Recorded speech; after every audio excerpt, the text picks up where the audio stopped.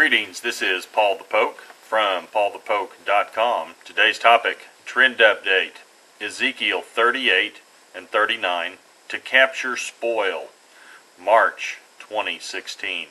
The scripture reference is Ezekiel 38 verse 12, to capture spoil and to seize plunder, to turn your hand against the waste places which are now inhabited, and against the people who are gathered from the nations, who have acquired cattle and goods, who live at the center of the world. So the context of this verse is a future Russian invasion of Israel. Russia and some other countries will join together at some point in the future, per scripture, and invade Israel from the north, per Ezekiel 38 and 39. So to capture spoil and to seize plunder. Here are the intentions of Gog, who is the leader of Magog, or Russia, as it's believed. They're looking to steal natural resources from Israel. So capture spoil, or shalal in the Hebrew, draw out, plunder, take spoil. Seize, or bazaz in the Hebrew, means to spoil, plunder, prey upon, seize, or despoil. So this is what they're looking to do at some point in the future. And so the question gets to be, well, what kind of resources does Israel really have? Is there anything worth going in there and taking? And so the answer would be yes. And so what I've got here is a map of modern day Israel. And we're going to go around the nation here and take a look and see what the country has to offer. Obviously out here to the west, the Mediterranean Sea. There's Tel Aviv, Israel, in the center of Israel. Haifa to the north.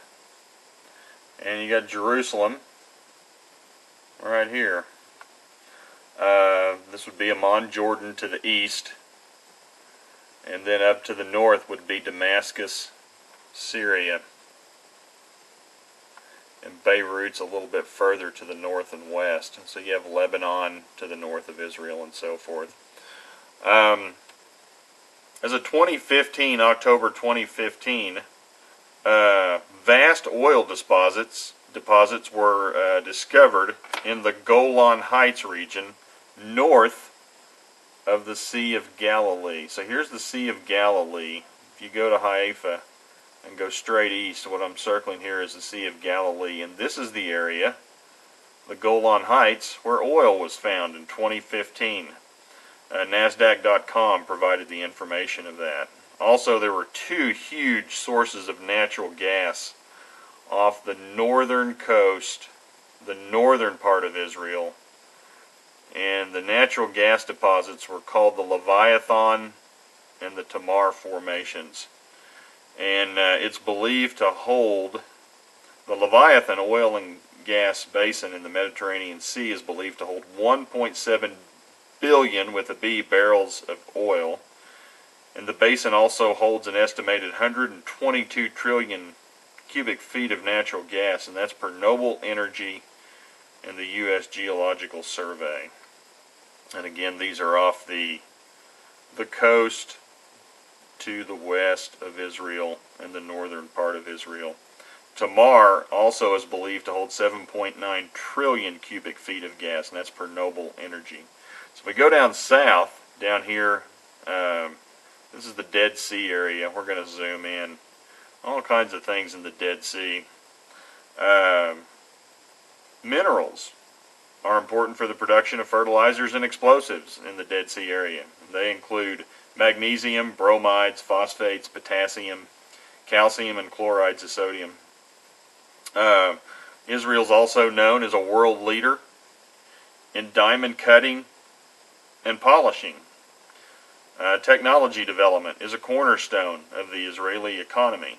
It's also been nicknamed the Silicon Wadi, instead of the Silicon Valley, the Silicon Wadi. And Israel has one of the world's leading greenhouse food exporting economies.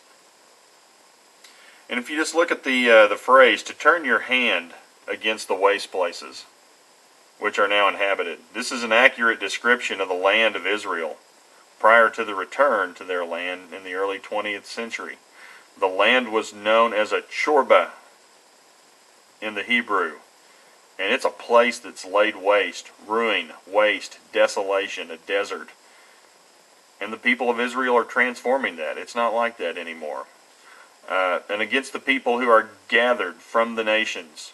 And, from the Balfour Declaration in 1917, Israelis started coming back to the land. The rebirth of the nation in 1948. In 1967, Jerusalem was reclaimed as the capital. Jews have been returning to the land to the present day, early 21st century. In the last part of the verse, who have acquired cattle and goods. Cows from Israel are noted to be the most productive in the world when it comes to milk. They're constantly monitored under intense observation, and data is taken from a variety of different perspectives. And you can check out the JerusalemPost.com, jpost.com. Keyword, Israel cow is the best in the world. So they're proud of their cows over there in Israel. Also, who live at the center of the world. And that's God's view of the nation Israel. This is where his people live. And the geography of Israel is the center of the world as far as God's concerned. And the last thing is Deuteronomy 33:19b.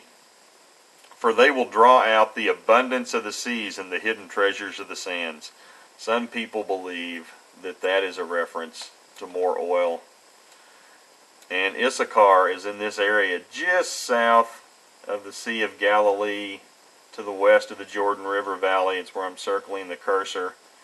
And then also Zebulun is just west of there. There's modern day Nazareth.